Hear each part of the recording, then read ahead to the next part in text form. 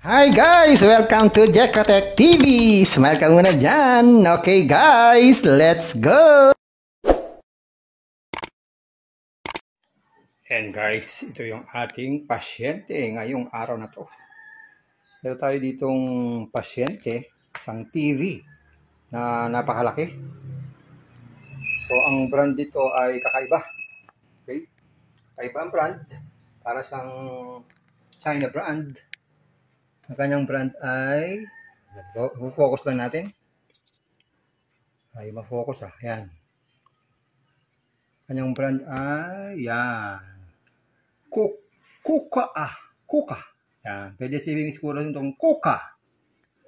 At ang kanyang model ay 50S 5G Pro. Yan. So, ang kanyang voltage, nakalagay dito. Ba ito? 20 ba ito? Ayan. So, ang kanyang input voltage na pwede natin gamitin, pwedeng 100 to 240 volts. So, pwede ito sa Japan and at the same time, pwede rin sa Pilipinas. Sabi dito, warning, dangerous high voltage inside. So, sa mga walang knowledge dyan, sa mga TV, huwag nyo pong tangkaan na mag-open. Pero sa tutorial ko na ito, matututo kayo, so pwede na tayong mag-open at pwede na tayong gumawa ng ating mga TV. Okay? So, check natin ngayon kung anong problem nitong ating pasyente. O itong TV na to. Okay, saksak natin. Yan, saksak natin. 220. Yan, umilaw naman yung kanyang power indicator lamp. So, hindi siya nagsindi. Tuktukin natin ng konti. So, wala. So, isabihin, naka-off siya. So, pag red light, naka-off. Para lang tong Squid Game, red light. So, on natin. Dito yung kanyang power on. Yan, naging green light na siya. So, isabihin, pag kanyang green light na, naka-on na siya. So, pag red light, power off siya. Pag naka-green light, naka-power on siya. So, para lang tong traffic light. No? Pag naka-green, go, go, go. Pero pag red, stop, stop muna. Okay? So, ayan. So, wala tayong nakikitang picture. Kahit yung kanyang logo o logo ng anuman ay walang lumalabas. Blanco.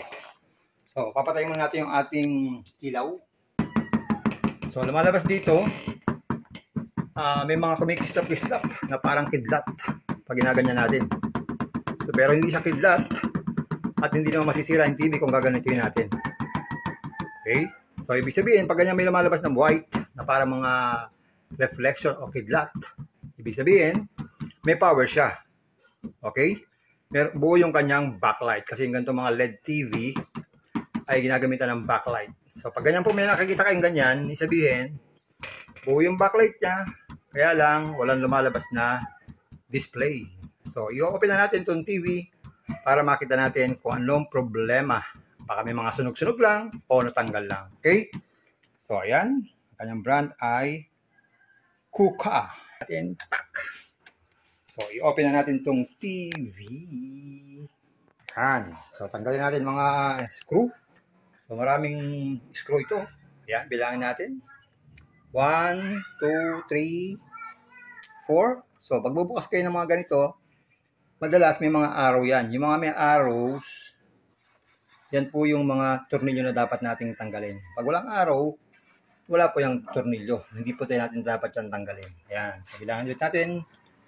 1, 2, 3, 4, 5, 6, 7, 8, 9, 10. Wow, talagang 10 So, tanggalin na natin.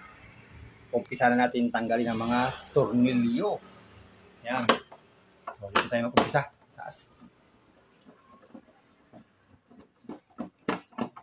Ayan. Naman ito.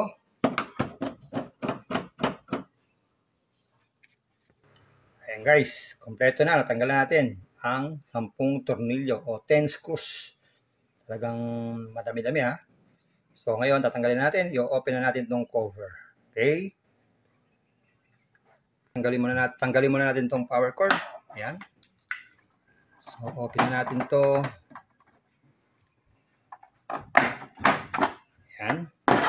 So, bumungad na sa atin ang speaker. So, ito yung speaker niya. So, sa kabila naman.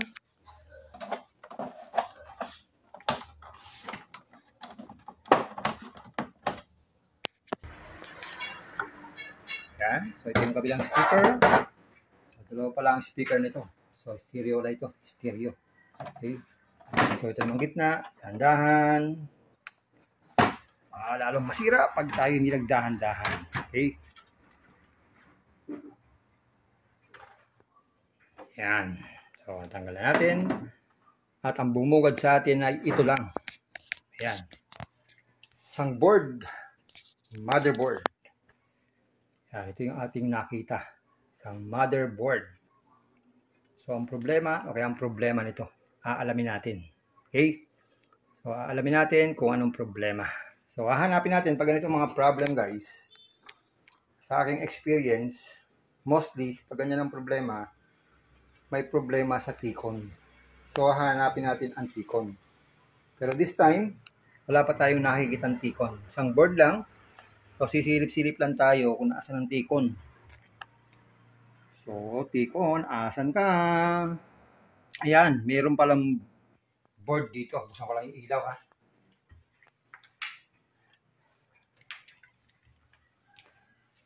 Ayan, guys, meron dito nakatagong board. Ayan. Ayan, o. Okay. So, palagay ko ito yung T-con. So, baklasin natin.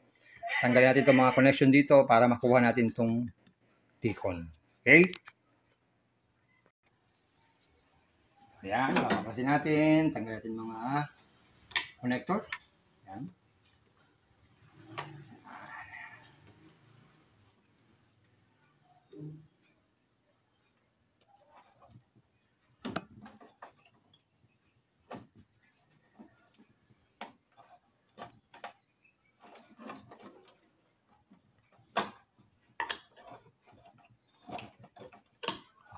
Sibol, ha?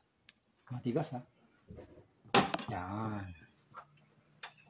So, tanggal na. Tanggal natin itong mga tornilyo dito. Yan. Diba? Visual lang, tandaan natin pag tayo natatanggal ng tornilyo. Okay? So, kung tayo po ay mga baguhan, markahan nyo lang. Para hindi tayo malito, saan natin tinanggal yung mga tornilyo. Yan. Pwede naman itong ginagamit natin yung Phillips, ang gamitin natin yung pangtanda. Kasi mahirap kasi yung pabalik-balik lang tayong maglalagay ng tornilyo. Maganda, sure na tayo. So, kaya ang ginagawa ko, aking nilalagay ng marka kung saan ko tinanggal yung tornilyo. Para ayos. So, 3 screw lang po ang ating tinanggal. Okay. So, tanggalin na natin itong board. Okay.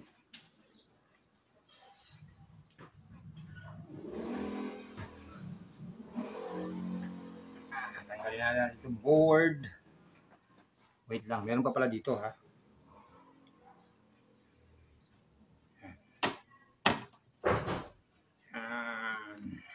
Tapos may isa pa.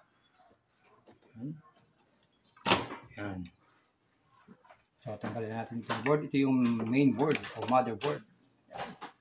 Okay. So, set aside muna natin itong motherboard. So, sa pagtatanggal nito, guys, huwag kayong hahawak basta-basta. Baka kayo ng kuryente kasi may mga stock pa na kuryente yan. Pag ganyan, tinanggal nyo sa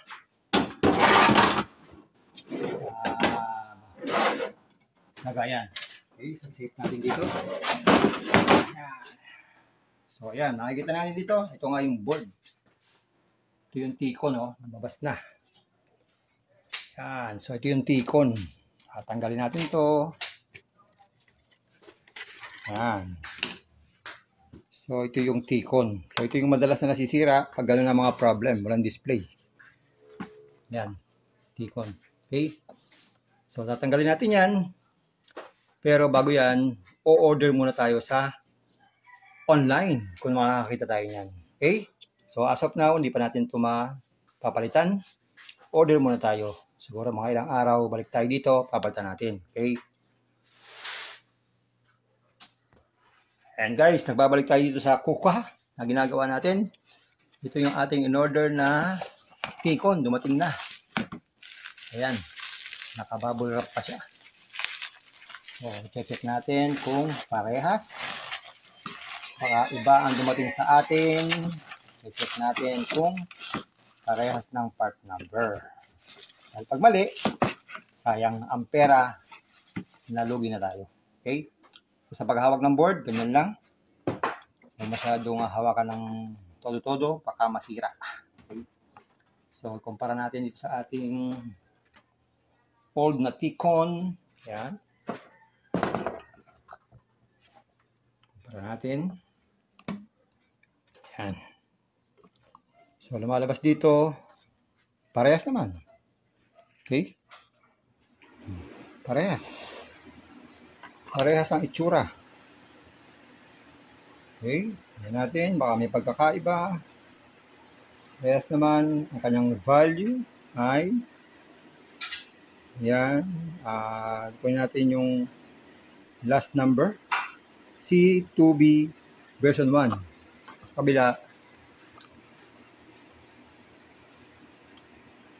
C2B version 1. At dito sa papel na maliit, nakalagay dyan ay CV500U2. Dito. Okay, parehas. Tapos merong TO1 4K. Okay, so parehas guys. So tanggalin na natin tong old na Tikon. Okay. So tanggalin na natin. Yan. So tanggalin natin tong old na Tikon. At papalitan na natin. Okay. Tanggalin natin yung connector. Isa po tanggal, dahan-dahan guys. Dahil baka lalong lumala ang sira. Be sure na gamitan natin yung mga magagaang na na hawak. Okay? Ayan. Ayan natin ito.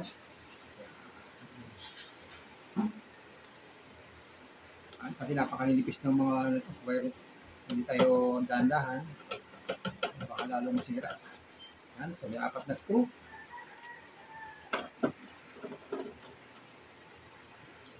Then, yan.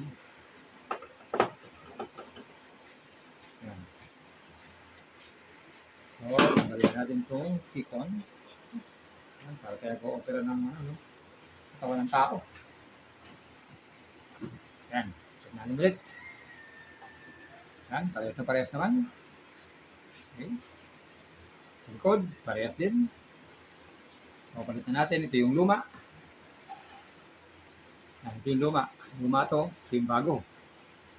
Luma, bago. Tanggalin natin yung luma. Yan. Ito yung bago. So, palit natin. Sana, gumana. Ang nabili nating Tikon. Tikon.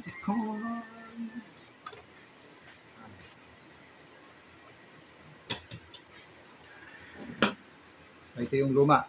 Okay. So, screw na natin.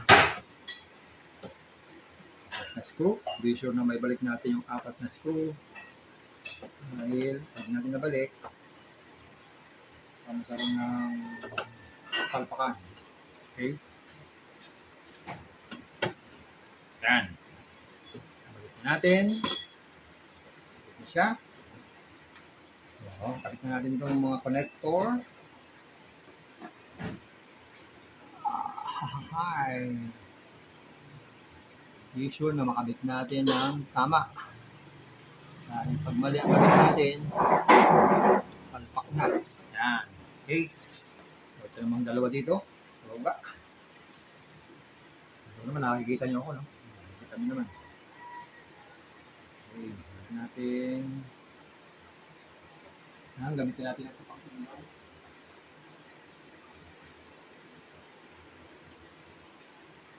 Gamitin pa natin isang ilaw guys para talagang hindi tayo magkamali ng paglagay. Okay? Gamitin natin yung kanyang pyesa. Kasi bilhin niya tayo. para sure na sure tayo. Sure na sure ang ating gawa. Ayan. Kita ba ba guys? Kita pa, no? Lagyan natin ito. Ayan. Ayan. Okay. Ayan naman.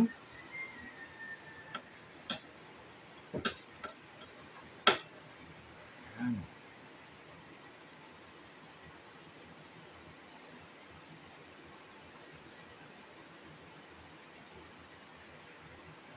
So, dahan-dahan lang guys pag kayo nagpapalit nito dahil mahirap nang magkamali. Mahal ang pyesa. Okay? So, double check. Okay? So, ibalik na natin yung motherboard guys. So, ayan. Okay na. So, balik na natin to. Ayan. So, ito yung ating old. Ayan. Yung bago, kabit. So, lagyan na natin itong motherboard. Ayan. Balik na natin. Magkaalaman na. Ayan.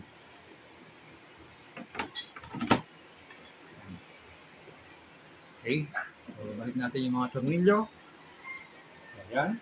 So, tinungat natin na may tornilyo. Lagay natin. Dito isa.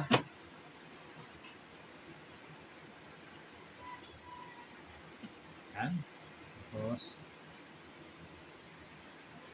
isa pa. Ito.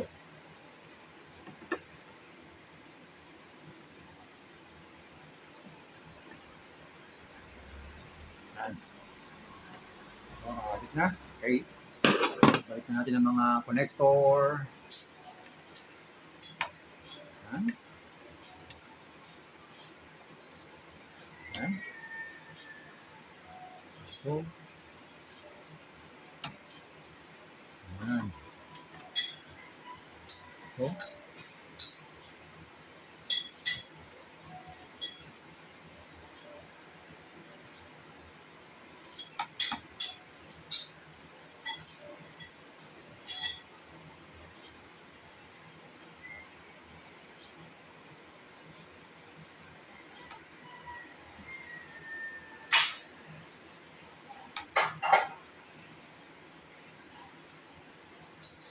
lagay tayo ulit ng ilaw para sigurado. Hirap na eh. Ha? Diba? Maya, mali ang ating lagay eh. Palpak pa. Ha? Yan, lagay natin ng maayos ang mga connector. Yan. Yan, swak na swak guys. Yan. Okay. Check natin kung kompleto na ang lahat ng connector. 1, 2, 3, 4, 5, 6. So, okay na guys. So, check natin ngayon. Testingin na natin yan. Kung okay na. Okay. Ano lang. So, ay na. Ayan guys. Nakabit na natin yung T-con. So, ito yung dating T-con natin. Ayan. So, nakakabit na yung isang T-con. Ayan. Pare sila ng model. Ayan, nasa papel. Diba? So, tetestingin natin kung okay na. So, tetestingin na natin. Lalagyan natin itong power cord.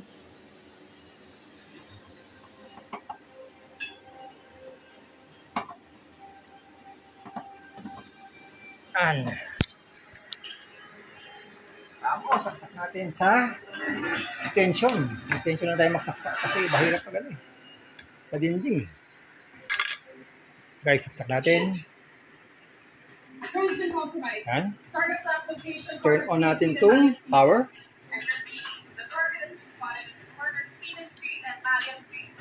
Yan. So, nag-green na siya. Green light na. Check natin. Ayan guys, may power na at may display na. Kuka! Ayan, successful guys. So, ang problema talaga nito ay yung T-con. So, assemblein ko muna guys. Tapos, ating Testingin na maganda. Ayan, lumabas na yung kanyang Android TV. Diba? Okay? So, assemble mo natin guys. Okay, assemble natin. Tanggalin natin ang power cord. Assemble natin. Para magkaalaman na. Ayan. Okay, assemble natin.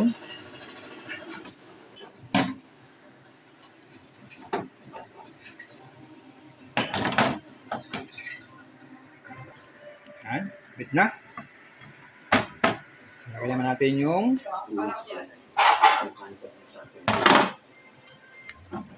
yan, lagyan natin itong kanyang covers and speaker. Mali, maligtad. Wala pala. Yan. Lagyan natin ito. Yan. And yung kabilang side, takip natin. Speaker. Ayan. Ayan. So, itornilyo na natin guys. Kasi nakita natin may display na eh. So, dire-diretso na para sa testingan na lang. Natin lahat ng tornilyo.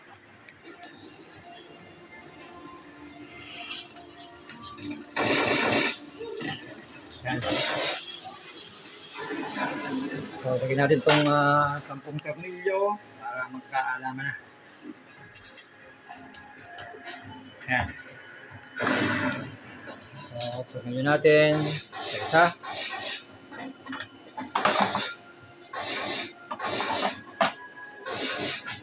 Isa natin ito ng tornilyo. Tornilyo natin.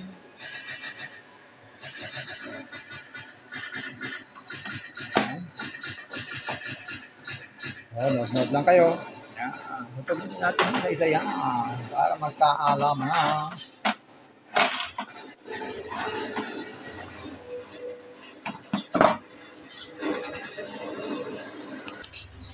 Guys, kompleto na. At natuloy na natin. So, testingin na natin. Lagyan natin ang cord. Pwesto natin. Maayos. Para matesting natin. Ayan. Natin yung cordon. Ayan. Okay. So, ngayon, ang gagawin natin ay bababa na lang muna natin. Okay. Bababa natin. So, ayan. Oh, red light. Gagawin natin green light. Hindi pala abot ang kamay ko So, wait lang guys Ayan guys. Ayan. Nakasaksak na po ang ating Kuku o Kuka TV. So, check natin. Power natin. Ayan. So, ayan guys. Lumabas na ang Kuka. So, sabihin, tama-tama ang gawa natin. Siraan tiko. May power na. At lumabas na ang Kuka. Kuka, Kuka. Kuka, Kuka. Yan. Lumabas na ang kanyang Android TV. Yan. So, check natin. Antayin natin kung may lalabas pa. Yan. Hanggang lalabas sa sunod dito. Lumabas na yan. Lumabas na kanyang mga display. Okay na, okay na. So, ayan guys. Hanggang dito na lang ang ating tutorial sa pag-repair ng TV, LED TV, or Android TV. Yan, simpleng-simple. Sana naman natuto kayo sa aking tutorial na ito. At kung nagustuhan nyo ang aking video, please naman, click ang subscribe button dyan and also bell button para naman alam nyo pag meron akong bagong video at ma-notify kayo. Yan, thank you. And magkita-kita muli tayo sa aking next video. Thank you. Bye-bye. Ingat sa pag-repair. Bye-bye. Hi guys! Welcome to Jekotech TV! Smile ka muna dyan! Okay guys, let's go!